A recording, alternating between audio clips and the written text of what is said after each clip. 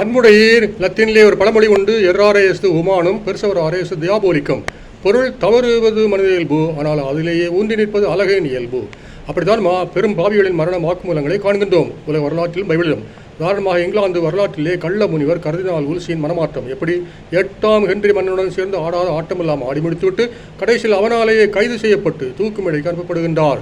வழியிலேயே அவலமாய் இறந்துபடுகின்றார். அவரது மரண வாக்குமூலத்தை பாருங்கள். இவ்வளவு நாளும் போக்கிரி மன்னனுக்கு பணிபுரிவதை விட்டுவிட்டு பரலோக மன்னனுக்கு பணிபுரிந்தால் எவ்வளவோ நலமாக இருந்திருக்குமே.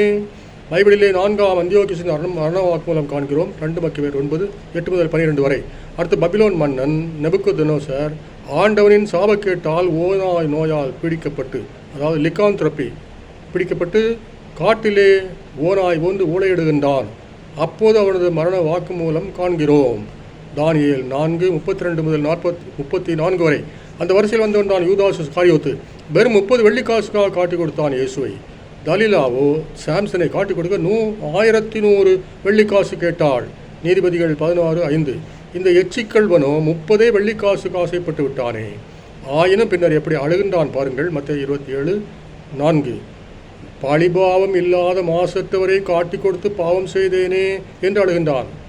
தன்மீதே கோபமுற்று செல்ஃப் இன்டிக்னேஷன் காசை தூக்கி கொண்டு ஓடுகின்றான். தலைமை குருக்களின் மூஞ்சிலை விட்டு எரிய அவர்கள் அவனை விரட்டி விடுகின்றார்கள். அவனோ வீட்டுக்கு ஓடுகின்றான். தூக்கு கயிற்றை தூக்க காட்டுக்குள் ஓடுகின்றான். தூக்கிலே தொங்குகின்றான். தேசத்தீர் எப்பேற்பட்ட பாவியும் கடைசியில் ஆளத்தானே செய்வான். நாமும் நம் பாவ வழிகளை விட்டுவிட்டு ஆண்டவரிடம் திரும்புவோம்.